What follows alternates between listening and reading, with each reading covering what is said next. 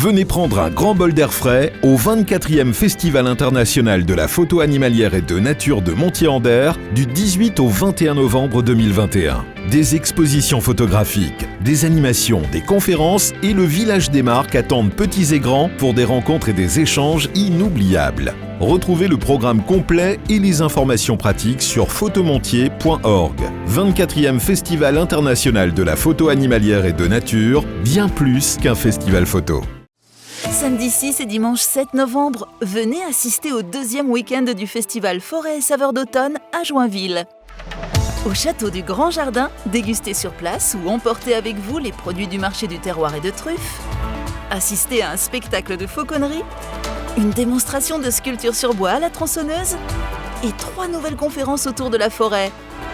Plus d'informations sur le site internet et les réseaux sociaux de l'Office de tourisme du bassin de Joinville.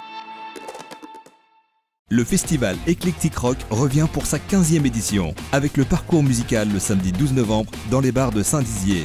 Et au Fuseau pour le Metal Fest avec Dagoba, Loud Blast et Destinity le vendredi 19 novembre, Ange le samedi 27 novembre et Feu Chatterton le jeudi 2 décembre. Plus d'infos sur le site internet des 3 scènes. Les salariés d'ArcelorMittal sont en grève. Les bragards étaient au rendez-vous pour la Randowin. Un hommage pour remercier les soignants. Le tournoi Tennis Futur est bel et bien lancé.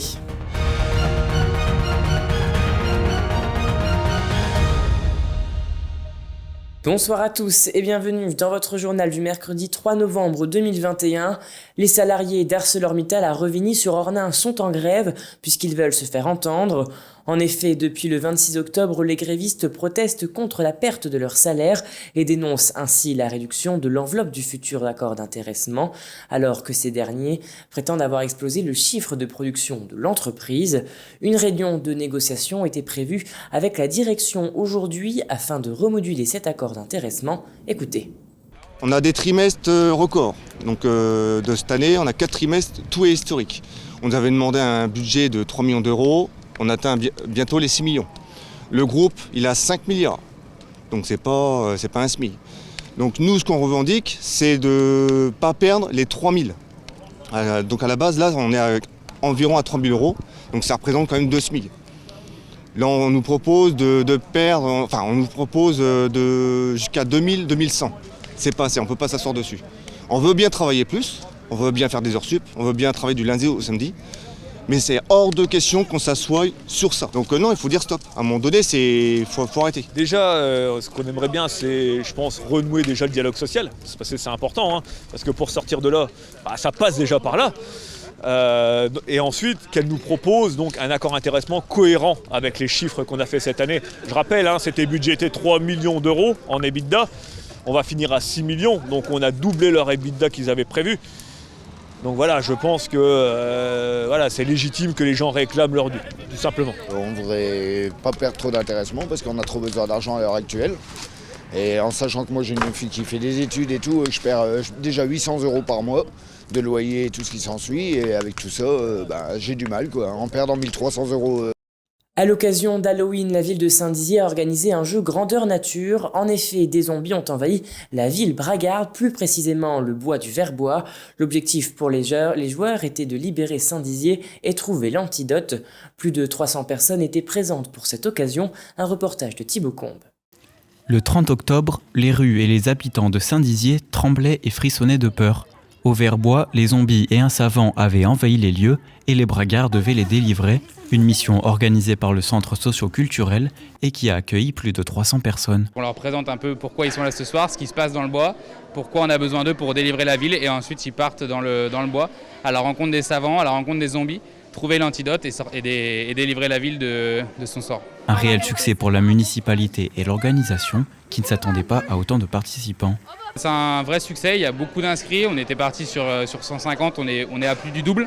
Donc c'est une vraie satisfaction. La météo était critique, finalement il pleut pas et donc les participants sont bien présents. Et toute l'organisation s'est déroulée comme prévu. Donc maintenant on espère qu'ils profitent et qu'ils apprécieront le scénario qui va se dérouler dans le bois. Tout le groupe doit faire un trajet. Un événement qui a enjoué les enfants et les parents, qui a rassemblé et fait sortir les habitants dans les rues. La forêt était le lieu du jeu et tous ont été motivés à s'en sortir et à nous sauver. On est venu pour faire la randonnée, pour voir ce que c'était et puis s'amuser entre amis. Un événement unique pour une soirée assez originale, tout a été positif et l'organisation était ravie.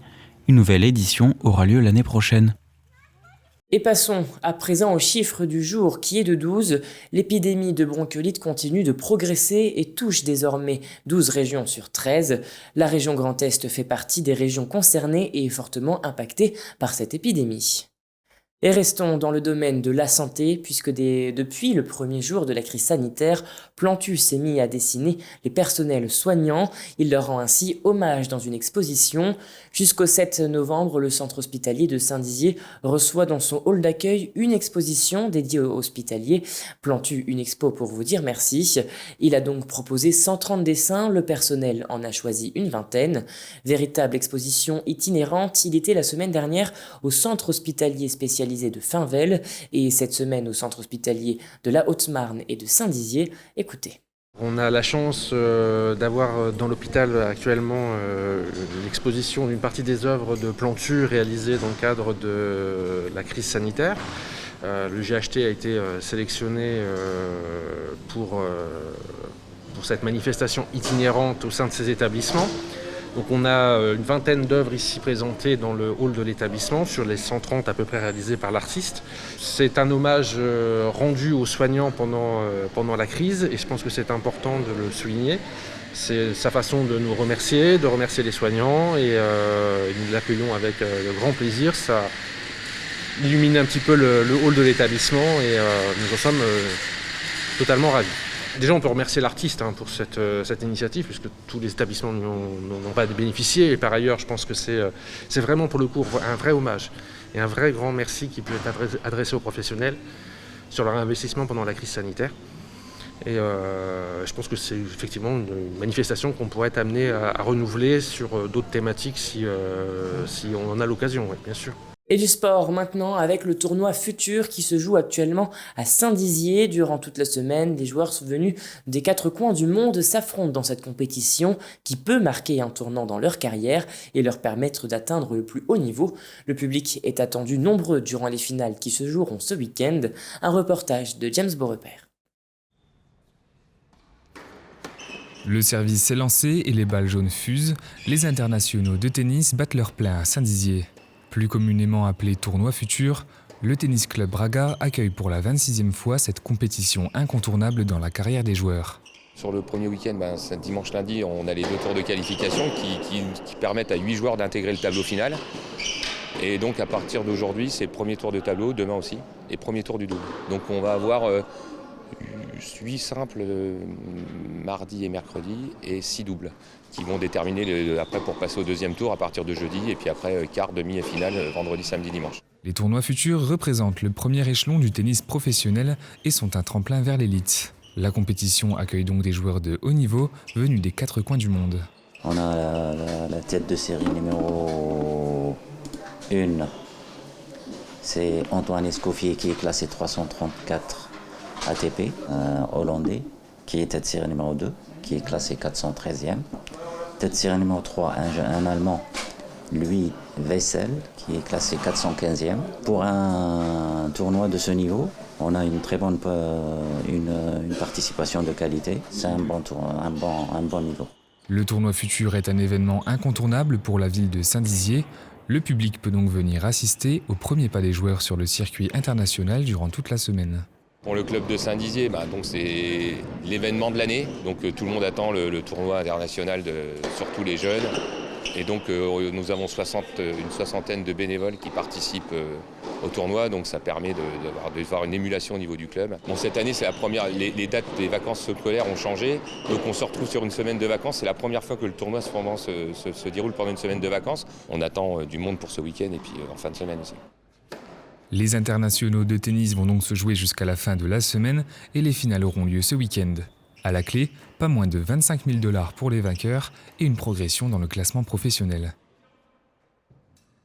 Et voilà, c'est la fin de cette édition. Merci à tous de l'avoir suivi. Dans un instant, vos prévisions météo de demain. Très belle soirée à vous. Toute l'actualité qui vous concerne, à voir et ou à revoir, dès maintenant sur puissancetélévision.fr et sur notre application mobile. Besoin d'envoyer des fichiers, même de très très gros fichiers? Suisse Transfert. Jusqu'à 50 Go, gratuit, sans inscription, et vos données restent en Suisse. Suisse Transfert, par Infomaniac. Déployé par le gouvernement dans le cadre de France Relance, le dispositif Un jeune, une solution en Meuse vise à offrir une solution professionnelle à chaque jeune. Aide à l'embauche, formation, aide financière, accompagnement. Plus d'informations auprès de votre mission locale ou de votre agence Pôle emploi.